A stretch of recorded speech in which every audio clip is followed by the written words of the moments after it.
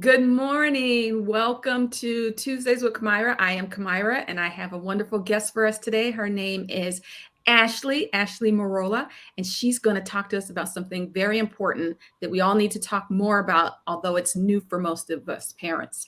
And we're going to be talking about the mental health effects of school active shooter drills on our children, what we should know, what we can do to help them, because this is part of their world. And it wasn't part of our world, so it's new for us, but it's part of theirs and it's having impact on them in many ways. And she's going to help us understand that. Welcome, Ashley. Hi, good morning. Thank you for having me. Oh, thank you. This is an important conversation. I want to remind anyone joining us live that you are welcome to dialogue with us by putting your comments or your questions in the comment section, and we will be looking for those.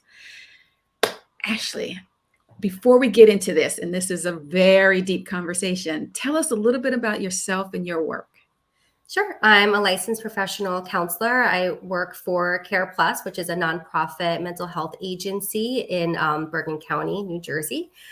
We service everyone from children all the way up to adults. I myself focus on working with those that have endured experiences of trauma, high levels of stress. I've worked in outpatient settings. I primarily focus a lot of my time on doing trainings through our STOP grant, which is co-funded under the Bergen County Prosecutor's Office. So I have the ability to go into all of the schools, K through 12, throughout Bergen County, offering free trainings on mental health for students, education for the staff, principals, nursing staff in the schools, and talking exactly about this, what threat assessment models can do for the schools, what mental health components are important for us to know, and how, most importantly, we can prevent things from happening and support our students at the same time. Wonderful. Thank you. That is very important work. Today, we're going to talk about one segment of that, which you see, and that is the effect of active shooter drills on our teens and tweens. But before we talk about that, I'm going to give us a little bit of context, and I'm going to give us an actual definition. According to the FBI, an active shooter is an individual actively engaging in killing or attempting to kill people in a populated area. And recent active shooter incidents have underscored the need for a coordinated response by law enforcement and others to save lives. Hence the fact that we have these shooter drills now in schools, and some states mandate them. I have a college student son who was telling me that a friend who goes to college in a state other than the one he goes to, that every class sheet at the beginning of every class, at the beginning of each semester and the beginning of each class of that semester, they are told what would happen in the class should there be an active shooter, what they'll do. That is mandated by that state. Not all states do it. So this is not just for our teens and tweens, but it's, the college students and below. Yeah. It is a reality. Recently, there has been some research that has dropped on the effects of these active shooter drills, and people are starting to ask, are they necessary? Are they doing more harm than good? What is the effect on our kids? And there's a difference depending upon the age of your kid. Ashley and I were just talking. I'm going to give two interesting things that I heard from real life people. And one is that one of my colleagues was telling me that a friend of hers said that a mom went outside to watch her children who were playing, and she asked them what they were doing. And these were first and second graders. And she's like, "What are you playing?" And they said, "Oh, we're playing active shooter drills." Yeah. Which tells you is how much it's a part of their life, right? Yeah. Yeah. And then another mom of the same age child was saying that she got a call from a teacher, and the teacher said, "I need your help. Your daughter's fine. She's doing really well. But when we have these active shooter drills, she and her friend giggle, and I can't get them to stop talking. And it's important that they stop talking in case we actually have a real incident. They cannot be heard. And I need your help impressing this upon her without scaring her." So that's the wee ones, right? Yeah, those are the little ones, exactly. And I have a 5-year-old who's in kindergarten. She's graduating tomorrow, actually. And I've heard her dancing around our living room going, "Lockdown, lockdown," just the same as the stories you just told. And they can be a little unnerving because you're like, that's not what I would expect you to be playing with, right? Like dolls or drawing or something else. But it really is an opportunity to get curious with these kiddos, because kids process difficult stuff, fun stuff, happy stuff through play. That's the way their brains work. And when I heard my daughter singing a lockdown song, essentially, that was my chance to say, oh, what happens during a lockdown? Who do you sit next to? What do you have to do? And it turned into a conversation, a playful one, but one that really gave me information of what happens, what she's doing during that time and how she's feeling. And she was able to tell me, that's just in case someone is a stranger and is in the school, and we sit in our cubbies, and, just kind of giving a little bit more information on what that time looks like for her. And she did say, she's like, you have to be quiet. But if we all remember when we were in school, anything that's not academic is a time to chat with your friends. I mean, that's just a time to kind of let loose and relax. But like we do with any other drill, even a fire drill, you do and are supposed to be quiet, even walking out, because again, if you're not listening and following directions or paying attention, you may not be able to hear what the teacher is saying.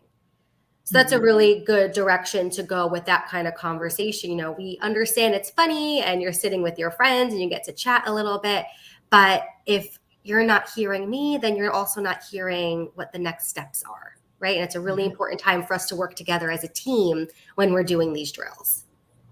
That is important information. And I know that we are talking to caregivers for tweens and teens, but we wanted to put that out there because some of you have children of all ages and grandchildren, and it's important. And this is what's happening in their lives. Yeah. But our tweens and teens, they understand why they're doing these drills. They're not having playtime activity mimicking them. They understand. But maybe you can help us. I know I never participated. I had earthquake drills, I had fire drills, but I never had an active shooter drill. And the truth is, of my 5 children, only one, the youngest, has had them. So I wasn't familiar. But you were telling me in the pregame that you participated in one. So what happens? Tell us, for those of us who don't know. So same, I never had an active shooter drill experience in school age, high school, nothing. And I learned that my daughter, who I say is now 5, she was practicing them from daycare. And I didn't even know she was doing that in daycare, but they would kind of like go in the bathrooms. They would play like the quiet time, like not really tell them what was going on. And I said to myself, I said, you know what? I'm going around talking about threat assessment teams, the importance of knowing what the aftermath of these drills can be doing to our students. And I've never sat through one myself. So I asked one of my colleagues if I could come to a middle school within Bergen County and sit through one. And I went into a class. It was a smaller classroom. I knew it was going to happen. I knew the routine that school participated in. And I still sat there in the corner, huddling, kind of looking around like, what am I supposed to be doing? Where am I supposed to go? And it was so interesting to see how the kids were so uniformed and they knew exactly where to sit, how to be quiet, when to wait, like when the next steps were. And I was just in my own head going, how long is this going to be? Is this going to be over? How are we going to know when it's over? And what was interesting was that when I spoke to some folks of the school, the majority of the staff said, we have no problems with our kids being nervous here. They all understand what's going on. We don't see any, again, middle school kids. So 11 years old to 13 years old. I went into one classroom after that drill was over. And we asked like, hey, how was that for you guys? I know you've been doing this for a while, but how was it? And there were at least 5 or 6 kids in that grade or in that classroom that said, you know what? We never know if it's real or not. It's so nerve-wracking every time it happens. And clearly no one had the conversation because from what I was told, everyone's fine. Yeah. And we can't assume that everyone's fine just because they've been doing it for so long, right? They still may have those same reactions of, is this practice? Is this a drill? We're not going to know until it's over. And it can be overwhelming and stressful for some students, maybe not for all, right? But for some, it really might still impact them. So give us some conversation starters or activities that we can do so that we can find out how they're feeling, because the teachers didn't know how they were feeling. And it's important for us to know, and we as parents and guardians, what can we do so that we can extract the information from them and find out, maybe some of them are fine and maybe some of them are feeling very anxious. Yeah. So I would just build on that. Again, find those opportunities for conversation. Some districts I know will actually let parents know when a drill has occurred and it's been completed. And some might not. So it's really having those conversations with your children. Hey, how was school today? Did anything happen? I know you guys are supposed to do a drill once a month. Did that happen already? And when they say yes or no, that's your chance to say, so I've never been through a drill. What are you supposed to do? Like where in your classroom do you go? Because schools aren't going to tell you where the 10% of the classrooms are, for children to sit in for safety. They're not going to tell you who's knocking on the door to let you know the drill is over. That's for the students and the teachers to know, right? Justifiably. But it's very easy for us to have a conversation with our children just to say, when you are having these drills, what's going on in your mind? Who do you sit with? Who do you feel safe with? Who can you talk to in school after they're over if you're still feeling a little distressed by this situation? It's really good information to have, and just being able to hold that space for them, whether they want to talk about it or not. It's just so they know they can. Okay. And I would imagine if a student is anxious or nervous or worried about this, that some amount of that is to be expected and is okay. How do we know when they've gone beyond that and that this is something that needs attention? Yeah. So again, we all experience the stress response in our bodies, and typically it doesn't take very long for our bodies to recognize that we're no longer in danger, right? So we're able to regulate and kind of move on with our day and our life. When we start seeing that kids are showing changes in their appetite, their sleeping, their mood, maybe they're a kid that likes to go out and hang out with their friends and they're part of athletics and other activities, and suddenly they want to stay home. They don't want to go out. They're not answering their friends. Things that are really not typical for their personality, we really want to be keen on what those changes are. And when they happen, or we start to notice something, again, starting that conversation first and foremost, then just jumping to those conclusions. We know our kids best. So we know when something might be a little different than what we're usually seeing. And it's having that conversation if they're not ready to talk to you as the caregiver, which, we always want our babies to be our best friends, but there comes a time where, you may not be the one they want to talk to. Who can they talk to? Who's their safe person? Do they have a favorite aunt or uncle? Do they have the school counselor in school? Maybe the librarian is their safe person. Whoever it is, make sure they're connecting with them to have that conversation to help them feel settled. And if it goes even farther than that, where maybe the changes aren't going away after 2 to 4 weeks, then maybe reaching out for some additional mental health support can be something that would be really beneficial. Okay. Can there be, or are there any positive social emotional effects from these active shooter drills? So, just like we do fire drills, right? We're practicing safety, and it's really letting the students know that it's all of our jobs. It's not just the principal's job to keep the school safe, right? It's the teachers, it's the gym teacher, it's the librarian, it's the school security officers, it's the students. It's everyone's responsibility to keep each other safe.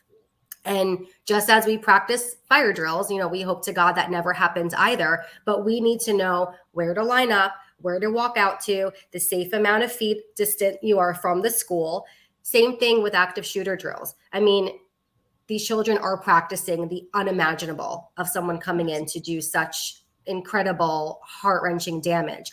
And no one wants to think about your child practicing that, but you're practicing safety. Even if it's not an active shooter drill, if someone does encroach on the property of the school and no one knows who it is, you want your students to know, where do I go?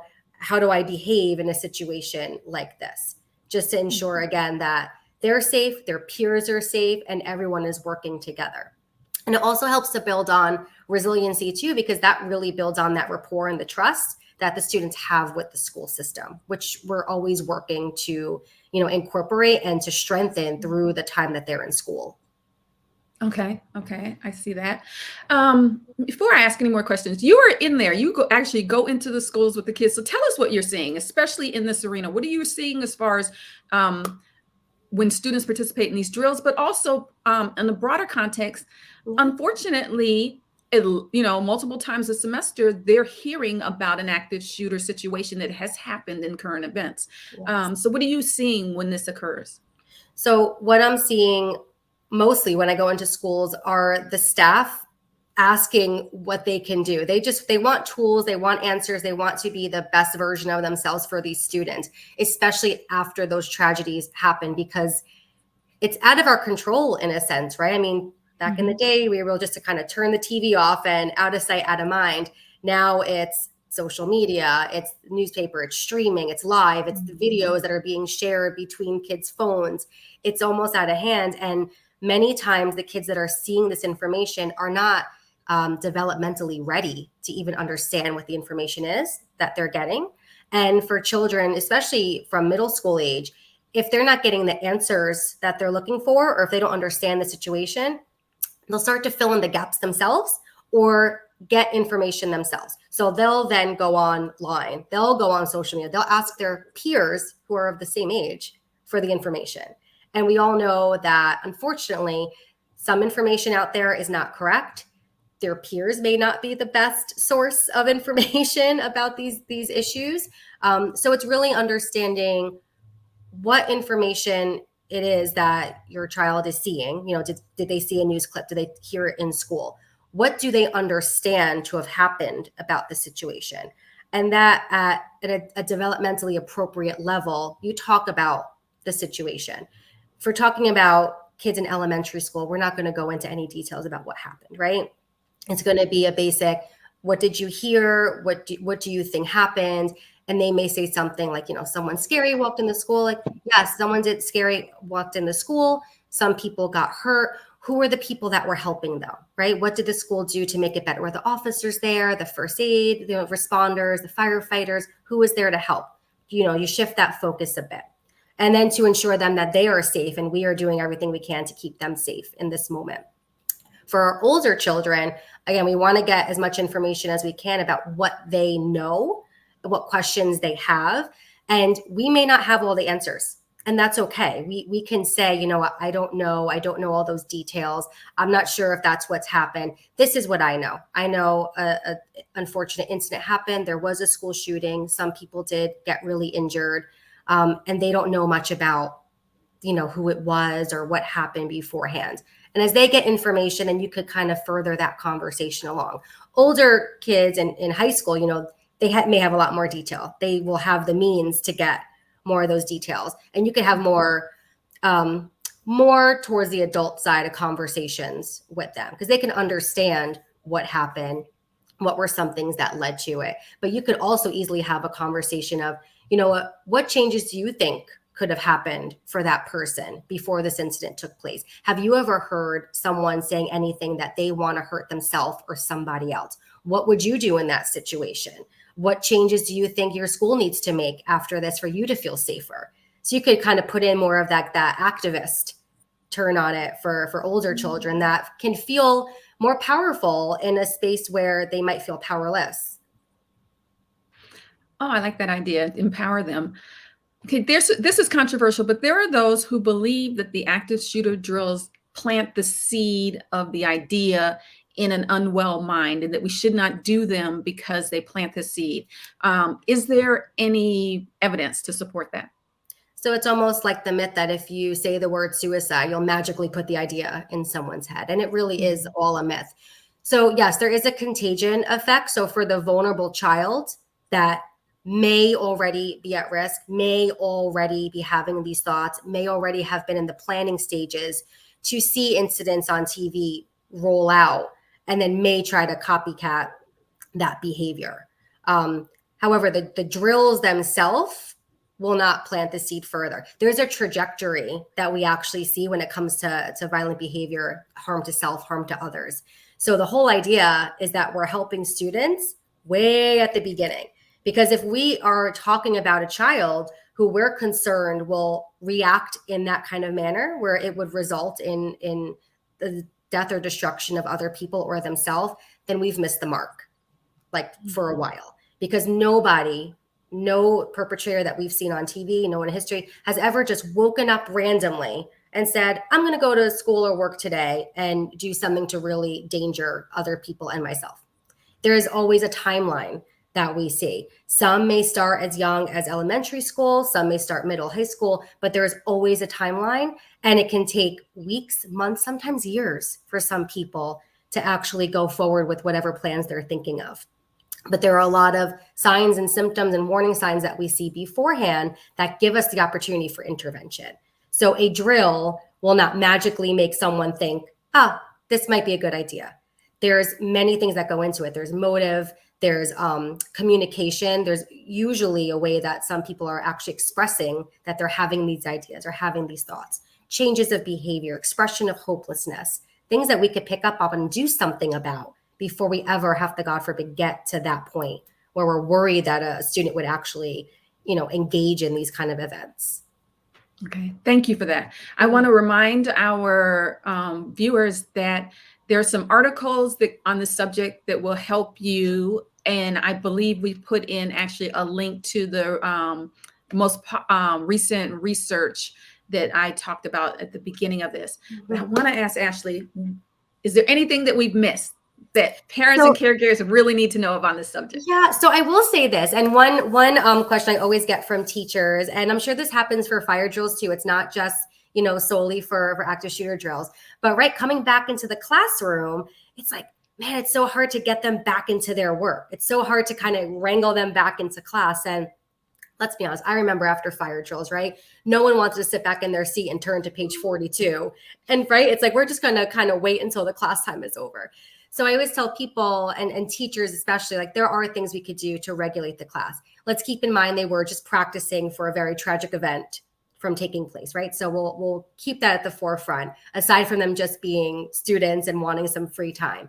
But what can we do to really manage their stress levels and regulate them, especially for the students that may be having a higher stress-induced reaction than other students, right? So we can do simple things, shutting the lights off, putting on some calming music. For little ones, maybe it's putting YouTube on, having them dance it out.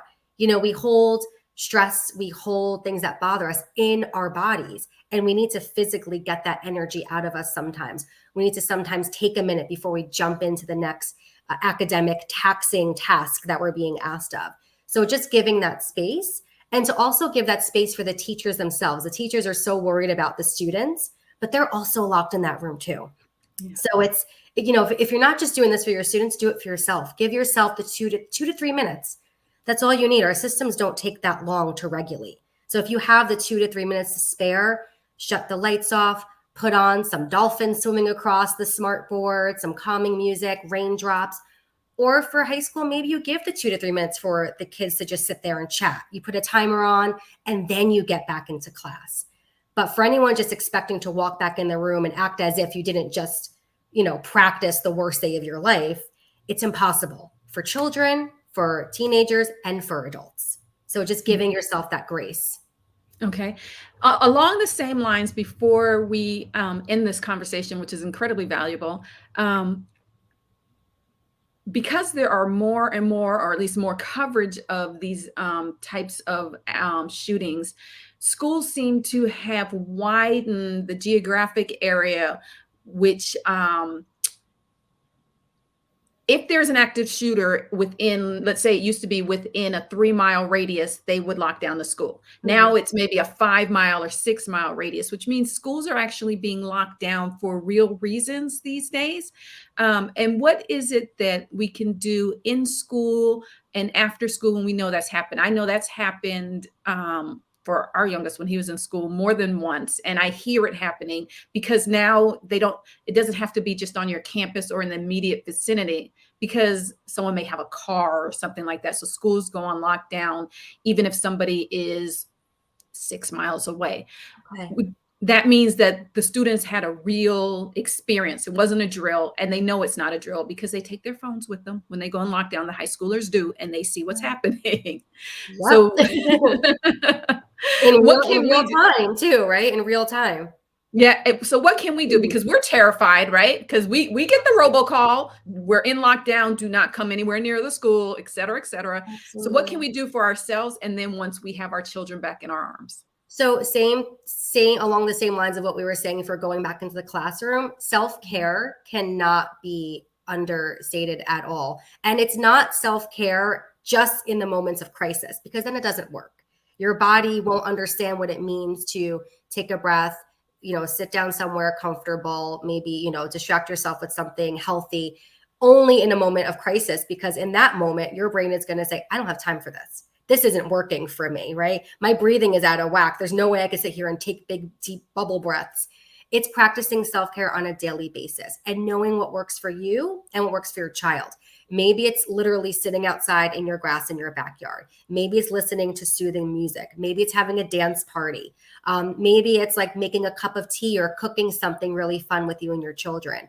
So you know that when rough days like that happen and scary things like that happen, and not just for school lockdowns, but for anything that life can throw at us, you know what works for you and your body, and you know what works for your child, and you know what works when you could do it together. So implementing that as a daily practice can really help them get through those seriously scary moments and other life challenges that might be stressing them out. And they'll have tools that they can use that they know work for them. And it's not only, focusing and relying on one tool. It's like, oh, when I'm stressed out, I go for a run, it helps. Well, you're not going to be able to go for a run every moment of the day. If you're at work, if you're at school, what else can you do? Can you get a glass of water and drink some water? Can you go for a walk through the hallways? Some kids bring like the squishy things in their backpacks. Some kids can identify a friend that they can talk to or just make eye contact with that makes them feel safer. Those little things that we're able to implement in our everyday life really dismisses and mitigates a lot of the stress that we're constantly dealing with. So when big things happen, we have a lot to fall back on. So I learned something that I want to share and make sure everybody got, that self-care needs to be a routine. Yes. Especially if you can make it a daily routine with the small things and be very intentional about it, because otherwise it won't work during the moment of crisis. And I think that that's what's important for us to hear, because we think if we know these things during a moment of crisis, we employ them like Lamaze, right? But if you didn't practice it during the pregnancy, it's not going to work when you're giving birth. So I want to thank you for that. Yeah. And we're human, right? And I'm sure you've been in a moment where we've all been kind of upset and angry. And, has it ever worked for someone to tell you, like, calm down, take a deep breath? And you're like, oh, I never thought about that. Let me try. No, it doesn't work. It's almost invalidating, right? If someone's really upset and scared, just take a deep breath. You'll be fine. That's not true. It's just not true. It's not how our bodies work. We need a system. We need routine, because we thrive in predictable routine environments. And that's what our kids look for. And that's what's so scary about these drills. They're unpredictable. But what can be predictable is the support and the skills we give them afterwards, every time. That is the perfect place to leave this conversation. I love that. Thank you for joining us. This is very important. We may not want to have this conversation, but we need to have it. And I'm glad you did it with us. Thank you for having me so much. This was really fun. I really enjoyed it. Oh, you're welcome. I want to thank everybody who's watching, and I hope it was helpful for you. We will see you next week. Thank you. Bye-bye.